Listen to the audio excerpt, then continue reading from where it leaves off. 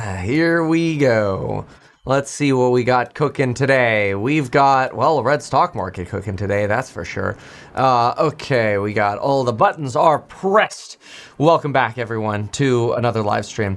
You know, long weekend. It's always weird, and you never really know what you're going to get when you come back from a long weekend. You get, in this case, a dumpy doodlah. Let's take a look at what's going on in the market. We did get down to a 595 on the Qs, which I personally find to be a pretty critical line. We've held this line in the past, just not that long ago. We're struggling to hold it now. Let's go take a look at this and see here on the unaveraged candlesticks. We've got this rotation moving, not only out of artificial intelligence related stocks, but really almost everything. I mean, you're seeing Tesla's certainly lost 414. We're about to lose 400. I've got Microsoft losing 400. I've got Netflix at 75. I've got AMD losing 200, down 5% intraday. I've got Open Door nearly at 420. This is, it's messy. Now, this morning in the course member live stream, we were talking a little bit about the history of this 595 line, and we really didn't actually see 595 get breached. Anything lower than, see, this right here is pre-market and post-market on a different day, but we actually opened here on February 6th back above 595. And so we really didn't spend any real time under 595, and it's been quite a while since we've actually spent time under 595. If we zoom out, head on over here to where the Qs sit now, there we go. 595, the last time we really breached this for a couple days was over here in November. But since then, we've really been sitting above 595 since September of 2025. So, coming back full circle essentially to this 595 level, which you can see a little bit more easily here with the average candlesticks. A little bit disappointing, obviously. The confluence of post-war factors are all accelerating at the same time, which would be things like, the Japanese carry trade acceleration, the rotation into software artificial intelligence, the Warsh fear that he's not going to come bail us out, the uncertainty around IEEPA tariffs, all of this coming together. SoftBank Group dissolves share stake in NVIDIA. Oh, that's interesting. I just got a headline on that. Now, SoftBank, I thought they've already been selling. Was that just sort of like the leftover stake? Let me see here. SoftBank, NVIDIA ownership. So I think they're convinced they've made their money. Yeah. No, we already had this news as of November. It says SoftBank sells entire stake in NVIDIA. But now it says dissolves share stake in NVIDIA. So I wonder if that SEC filing just went through or something. And then this was already discussed earlier. So that shouldn't be too much of a surprise. Though the headline alone could just continue to drive that, at least some of the fear in markets. You've got bonds, interestingly, becoming this almost flight to safety where, oops. I think I accidentally clicked an ad there. There we go. Where, Google and silver, or so gold and silver are not. Actually, speaking of Google, I wonder how Google's doing. There we go. Losing that 595 again. We really just can't get it off the off this level here. Google's now down about 15%, actually. Look at that. 297. I'll call it 298. Be generous to the Google, divided by 350.17. Yeah, we're down about 15%, 14.9% on Google. So, definitely some pain here. And, hopefully it just creates buying opportunities rather than some form of, unemployment driver. That's certainly going to be the most concerning is if you have an unemployment driver here, then you've really got issues. Let's see here. Okay, so let's go find out what's going on. This morning we did a deep dive, by the way, in applied materials. If you haven't seen that yet, make sure you check that out in the course live. And last week, just want to remind folks, go watch that Walmart analysis that we did because we do have earnings coming up on that one. So let's see here. Warner Brothers did reopen talks with Paramount, though I got an update this morning that it seemed like they were still preferring the Netflix deal. Netflix has been performing very poorly after that deal was announced. People were worried that Netflix is going to have substantially more expenses over the next few years. So that's been rough for Netflix. So Netflix was already on decline before that, which is a fantastic company. I wouldn't be surprised if they're the Disney of the future. But anyway, what else do we have here? So this is interesting. Lenders to commercial real estate owners pay up now. I saw a little bit of this earlier, so I want to talk about this. I didn't go super deep on it, so we'll do that now. Let's see here. India, Shadow Fleet. Eric Trump invests in low-cost per-kill drone company called X10 in a deal to take the Israeli company public. Yeah, gotta love the dollar hollers the Trump family gets to make. Let's see. The break is over. Companies are jacking up prices again. Let's take a peek at that. And then I've got, let's see here. Otherwise, activist stake in Norwegian cruise lines. Nice. Anything else? Not really on the Wall Street Journal. So let's take a look what we've got over here. What is this?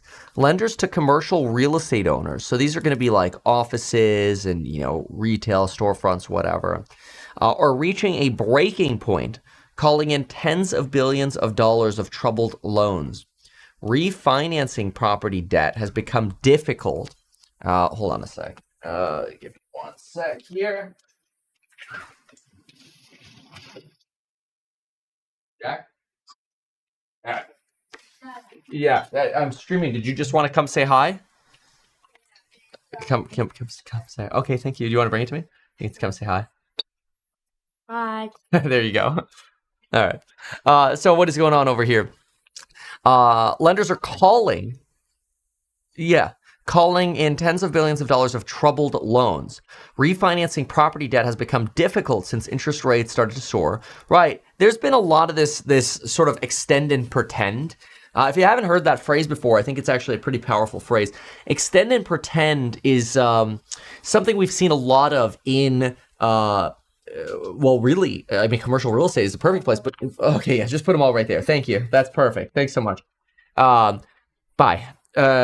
Extend and pretend is really this principle. Jack, can you close both doors?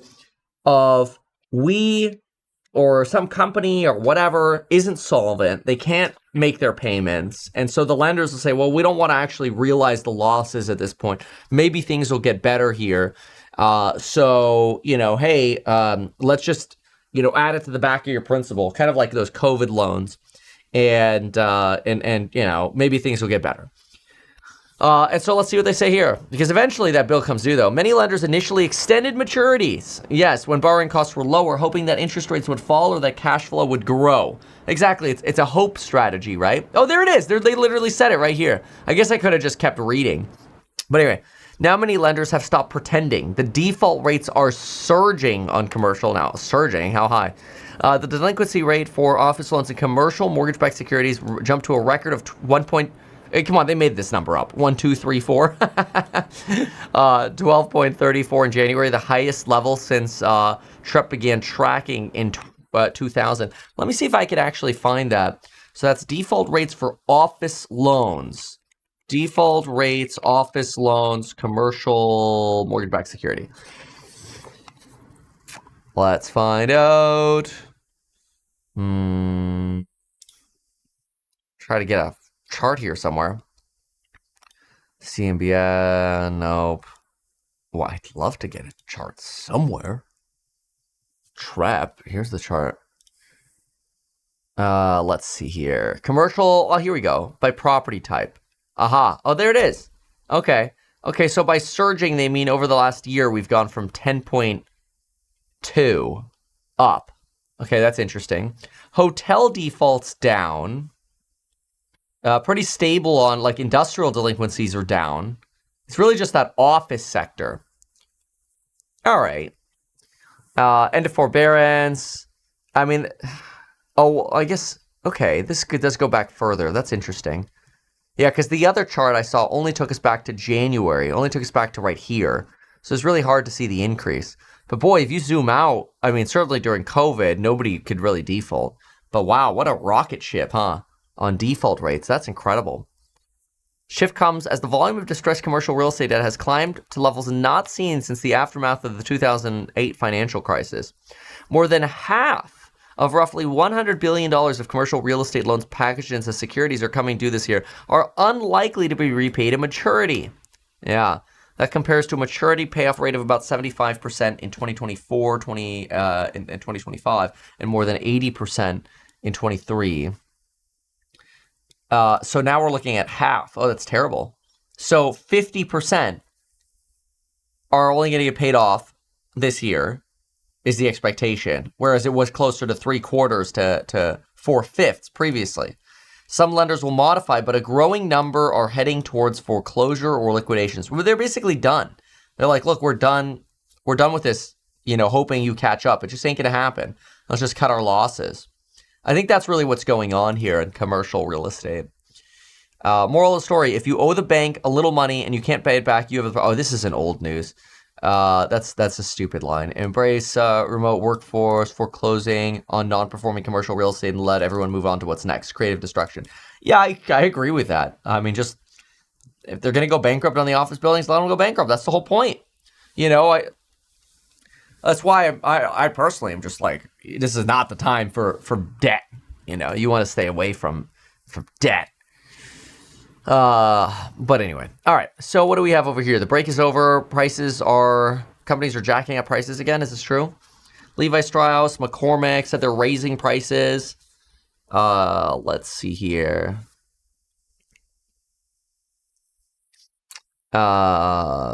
What is this? After holding the line for several months, big companies and small have begun a new round of increases, sometimes in the high single-digit prices. Companies had raised prices last year to offset tariffs, yet many firms held prices to get the holiday shoppers. Now the pricing break is over. Many companies typically raise prices at the start of the new year, yet increases appear to be stronger than normal for January for electronics, appliances, durable goods. Some companies have pointed a finger at tariffs for the increases, while others blame high wages and hefty health insurance costs. Right? Prices on affordable imported goods are up by 2.3% since dipping at the end of November. Adobe Index found that online prices posted their largest increase in a dozen years in January. That's not good. Driven by higher prices of computers, appliances, furniture, bedding. Columbia Sportswear is upping prices. Blah, blah, blah, blah, blah. Yeah, all right, I get it. The problem here is that, Trump's tariffs are definitely inflationary in the short term. In the long term, I actually think they just slow our economy down. And unfortunately, they end up leading to deflation. A bust in artificial intelligence, and sort of the bubble, if you will, would be very painful and even worse. We don't want that to happen. So hopefully it's just, ends up being a dip opportunity. But losing 595 is not a good omen. So we really want to regain this before the end of the day. This is a pretty strong support line that we're losing. And, it's intraday. A few minutes intraday isn't usually the biggest of deals. Code Reds and AI debates, Pinterest two-front battle. I don't care that much about Pinterest. Spend, let's see, ads, OpenAI, in advanced talks to hire OpenClaw founder. Okay, China AI giveaway war. What's this? AI is magnifying Google Meta's edge in ads. Yes. I actually think Meta is brilliant with what they're able to do with their ads. We've got SpaceX joins Pentagon drone technology competition, competing for a $100 million prize. Elon's out of money. No, they got to try to win that so they can market their IPO. We got the Apple event coming, which I'm actually pretty excited about the Apple event. I do wonder, let's go to like 9 to 5 Mac or something like that. I do wonder how Apple is performing right now. Yeah, Apple is up on that news today, about 1.5%. Kind of stabilized though. If I now go here, let's see here. Apple plans M5, architecture, whatever. Where do we have any like roundup of what we're expecting for the event? let's see. I think they'd have this a little bit more prominent. But anyway, it's supposed to be new iPads, new, MacBooks, and otherwise. I feel like March 4 event, Apple 925 Mac. I should have an article on it. Special event. Yeah, here it is. Okay. New low-cost MacBook powered by A18 Pro chip. New M5 MacBook Air. New M5 Pro and M5 Max MacBook Pro models. New Mac displays. iPhone 17e. A18 base iPad. And the M4 iPad Air. So no Pro iPad? Well, I guess we'll see, eh? All right. What's this over here? China's AI giveaway.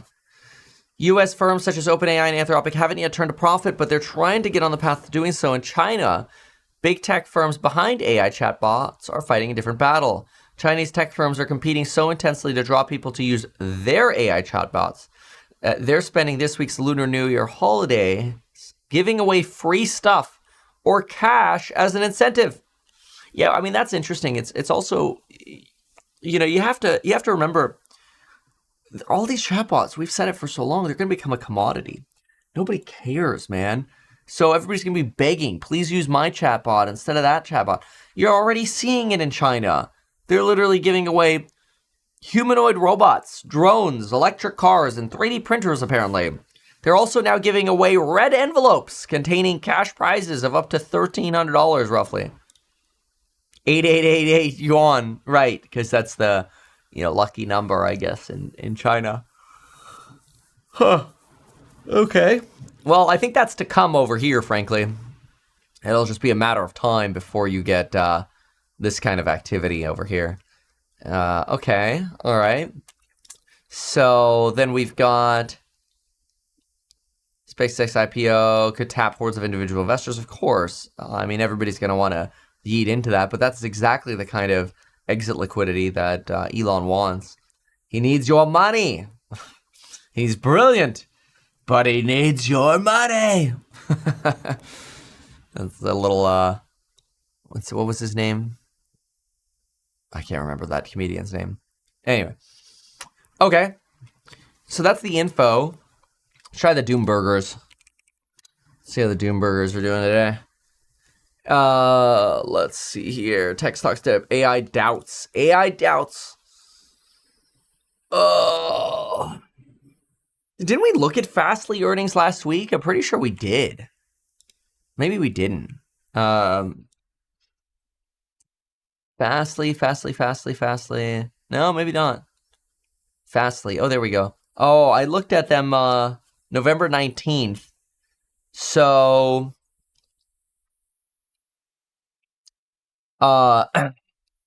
Fastly.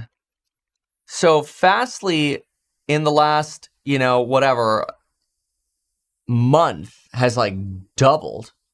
Look at this. You've had this little explosion over here in Fastly, if you just quickly look at it here. And a lot of these companies have really high valuations. But yeah, we'll tab them open and we'll go look in a little bit. But let's see what the Doomers are saying first. So we will pull. We'll have these SEC filings up here for Fastly. Did we get an annual or quarterly on them? Neither. It's gonna be that quarter. Oh, there. No. Yep. There it is. All right. Okay. Let's see here. Fastly earnings 217. Uno momento. I'll take a really quick look and then we'll go look at the Doom Burgers. But let's just see what they're up to. So if I look at Fastly's cash flow, their cash flow is acceptable. I've got $72 million that we've generated in 9 months over here. The company's losing money, but that's going to be because they're adding back in stock comp. 72 mil cash provided by operating activity. I don't really have plant property equipment expenses. I've got free cash flow here of about, over 50 mil of free cash flow in 9 months. It's not that much. Yeah. Then if I look at this, I've got a little bit of paying down a lease liability, but they're not really, it's not like they're financing, so that's good. What's the balance sheet look like here?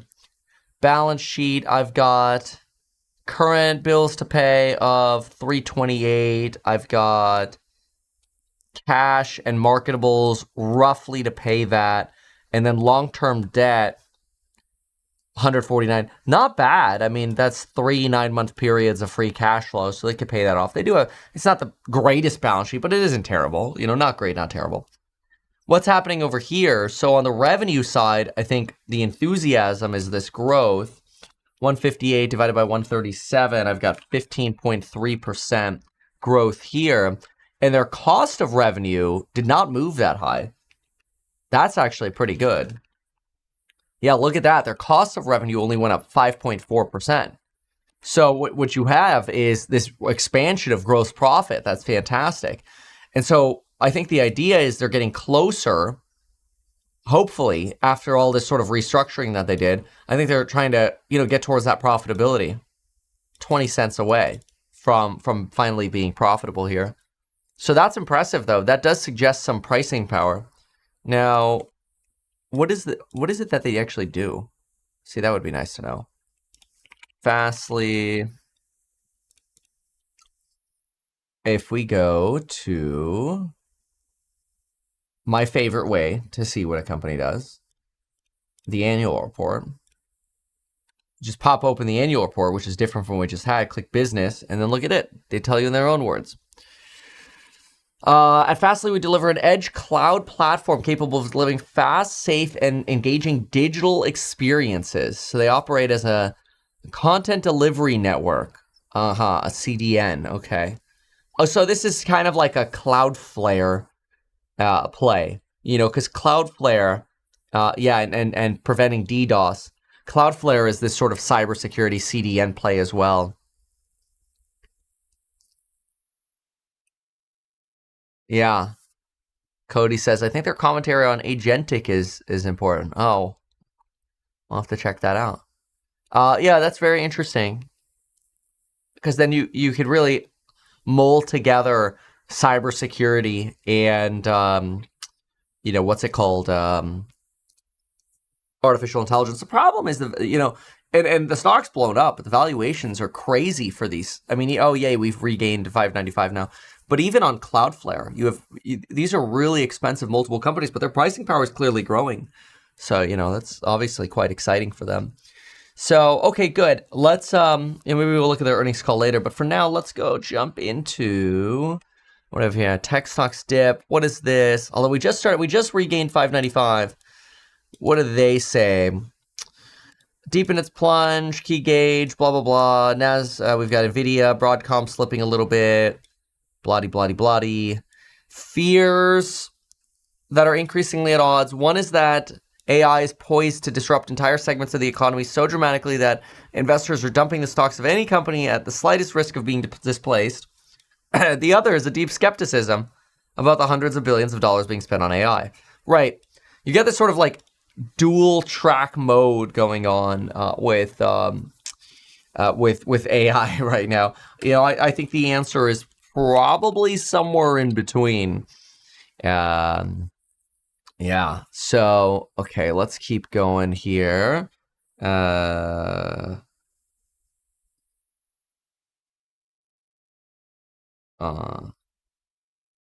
Okay.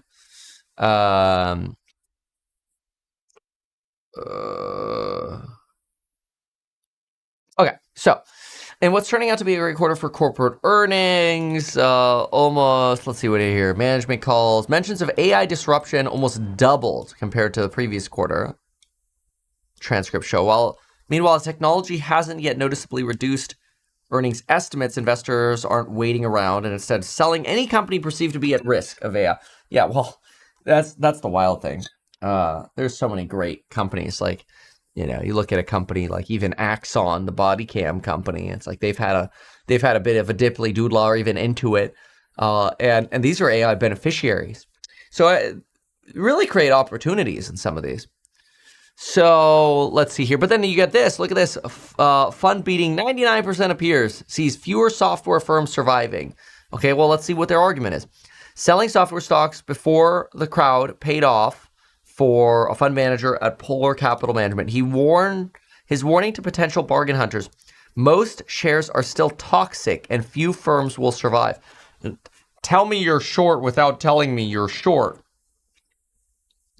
Okay, so we think application software faces an existential threat from AI. $12 billion tech fund. We've got fears of sophisticated AI tools like Claude's Cowork will disrupt software businesses.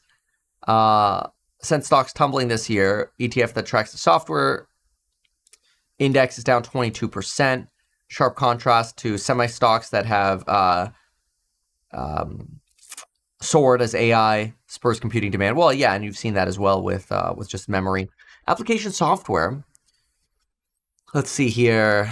They hold some call options on Microsoft. They've sold all their others, including ServiceNow, Adobe, HubSpot. We won't go back to these companies.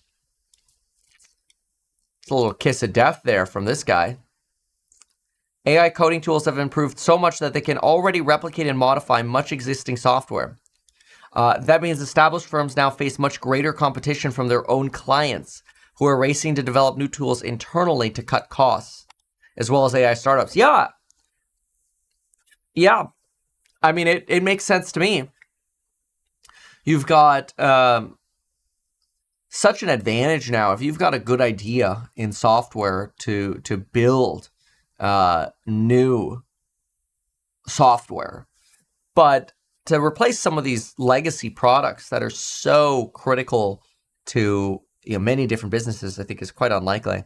Like I say, like an Intuit, for example. But anyway, companies such as SAP that make complex software packages will still be resilient, according to Evans. But with AI tools getting dramatically more powerful, there's considerable uncertainty about the long-term valuations. Sounds like a bear with some puts. How many puts do you have? The debate over the scale of threat is raging on Wall Street. Strategists at JP Morgan said last week that software stocks could rebound following extreme price action. That talk would obviously favor stocks like Microsoft and ServiceNow. But in fairness, we did just lose 400 on Microsoft. Did we get it back yet? No. Still sitting under 400.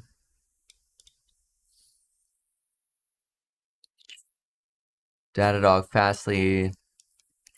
Demand for the plumbing of the internet is soaring.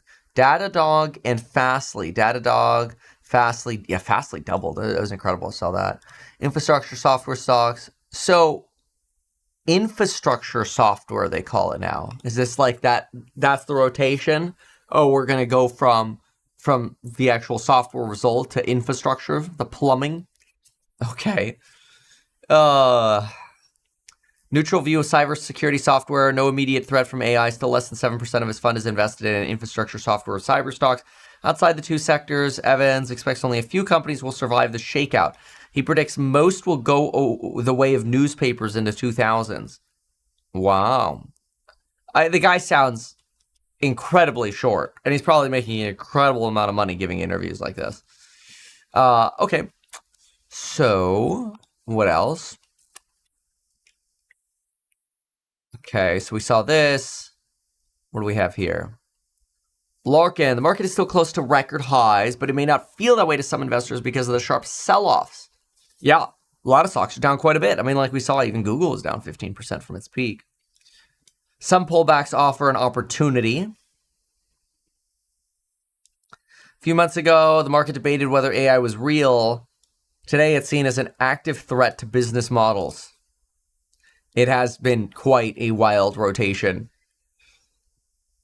Let's see here. Investors wary of adding exposure at current levels. That's why you got to buy real estate. Diversify. Yeah. Let's see. We've got... Market's really trying to stay up. I just hope you don't get like an end of the day sell down. We got that last Friday as well. In the Friday alpha report, we mentioned look for a 5-minute bottom, which we got here within, a buck and a bit of our line, $1.39 of our line. And then we were looking for a rally to 607, which we got. And the call on Friday was watch for a lunchtime sell-off, like post-lunchtime, like sell by lunch. It's interesting. We never broke through 607, sort of double peaked here, and just sort of U-shaped right into the close. If that happens today, that fall into the close, it's going to be problematic because you'll lose 595. And I think that's technically quite bearish. This trend has been happening since the Kevin Warsh takeover. Kevin Warsh announcement was right about here. And so we've really got this pretty aggressive downtrend following Warsh. So very interesting. All right. Let's go jump. So we've got the AI giveaways thing. We saw that. Let's see here. We've got Apple, Bloomberg. Looked at some of these. Let's see if there's anything else in the doomers. Oops. Did not mean to do that. Let's close that. Okay. Let's also get the FT cooking. Warner Bros. Saw that. Iran says understanding reached with the U.S. Yeah, that'll be interesting. Got a whole lot of military equipment. I think we got like a third of our fleet in the Middle East right now, knocking on Iran's door. German population set to shrink 5% by 2050. Yeah, population decline is a tough way to grow an economy. You just frequently end up with this, what's it called? This pain of fighting population decline to grow GDP. I mean, to offset, 1% population decline, you have to grow GDP at 2% to stay positive, roughly, right? I guess you could say 1.1%, but anyway. Okay, so, yeah, I feel like we're getting to a weird stage in the cycle when Japan's largest toilet maker is undervalued AI play, says activist investor. Yeah, that's quite interesting. AI toilets. All right. What else? Rheinmetall wins approval for Italian munitions expansion. Yes, more bombs, more weapons. The U.S. economy is turning. Okay, turning up, hopefully. Let's see what they say. Let's see. Last week, financial markets. Well, who is this? Chris. Okay. Do we know who this person is?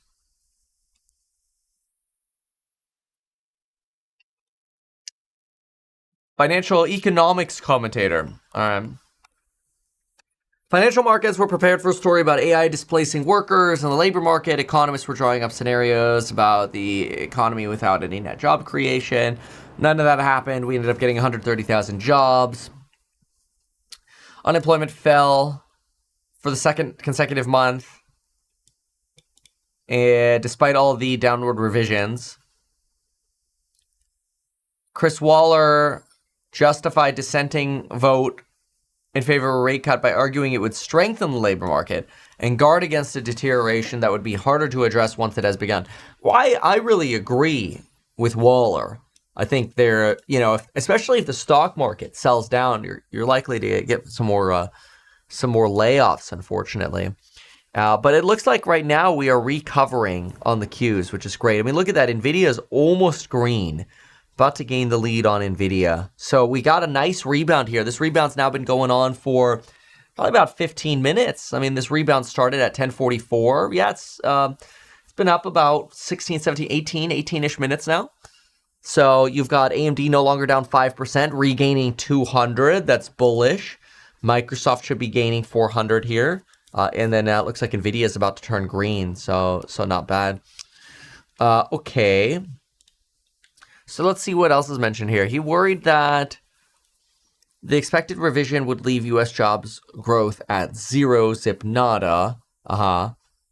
It was just 1 month of data, but the emerging reality is that strong U.S. GDP growth has been improving the country's labor market, as we would expect. Pretty much all the data last week was positive and diminished the recent paradox of strong activity alongside weak job numbers. Okay. If you compare a series of labor market indicators with their values, as we have done below, the job market looks normal or even a bit stronger than normal. Labor market has cooled. Okay. Unemployment, back to central tendency for equilibrium. Current stance of policy, maybe very close to neutral. The case for more dovish interpretation of the market now rests on cherry picking, such as looking at private sector hiring rates. Right. Okay, so the person's basically saying to really say that you have to be a dove right now, you have to sort of cherry pick data. A warning from down under. Oh, because they went negative, right? A warning about, or from Australia about inflation, actually. Yeah, but they also did funny things. Like they had a yield curve control disaster. And so I don't know that Australia is the perfect comparison.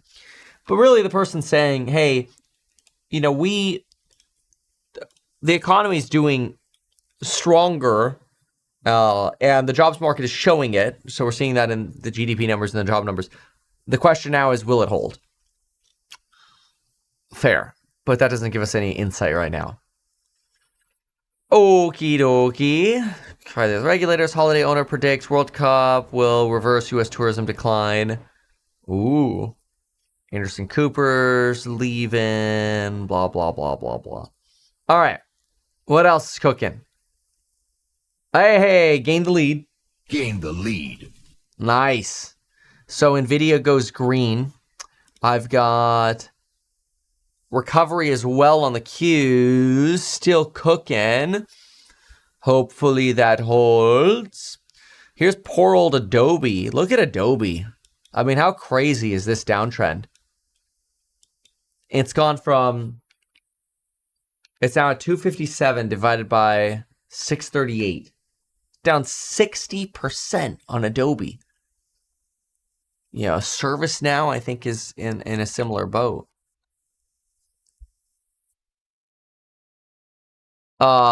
This is remarkable. I mean, it's more than halved. Look at that. Going from 239, the MBSs. Yeah, with Donald Trump. Unfortunately, Kevin Warsh really ruined that. Like days after Donald Trump made this plan, he picked Kevin Warsh. But so far, the 10-year is slowly coming down. So let's see. If they step it up on the MBS buying, maybe that dip will still happen. So yeah, you're down 56% on ServiceNow. Isn't that crazy? Let's see here. Yeah, almost over 600 now on the Qs, which is nice.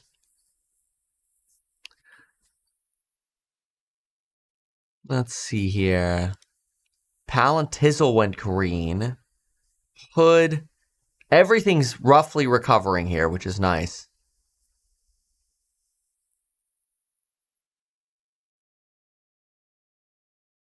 And you've got, let's take a look over here. Yeah, I mean, nice recovering here. So, I mean, pretty boring right now. Not too terribly much news. Holding 595, pretty critical. So I'm glad we're seeing that. But otherwise, we got ADP numbers this morning on the weekly at 10,250, which is decent. But otherwise, I mean, here we are. What is it? 8:06. Market's been open for an hour and a half, first 90 minutes. We had this weird sell-off after 12 minutes. And it's been recovering since then, so not bad. And so he says, do you like Hood at these levels? Hood is much closer to its fair valuation at these levels. I think 65 is roughly where my valuation is in our course member app. Remember, if you're a member of that, the alpha membership over at meetkevin.com, you get basically our app of all my, price targets or valuations on companies and how to calculate that, the fundamental analysis, we do every single day. It's pretty fun. So check that out over at meetkevin.com. You pay once, you get lifetime access. But about 65, which I think we got pretty close to. We've gotten to 70, 68, 67. Yeah, gotten somewhat close. Critical now that we don't have a sell-off into the close, that we actually hold this 595. So far, it's looking good. So hopefully we can go go quite green today. So we'll see. All right. So yeah, very well. We'll go find some other entertainment, but I got some work to do anyway. So we'll see y'all in the next.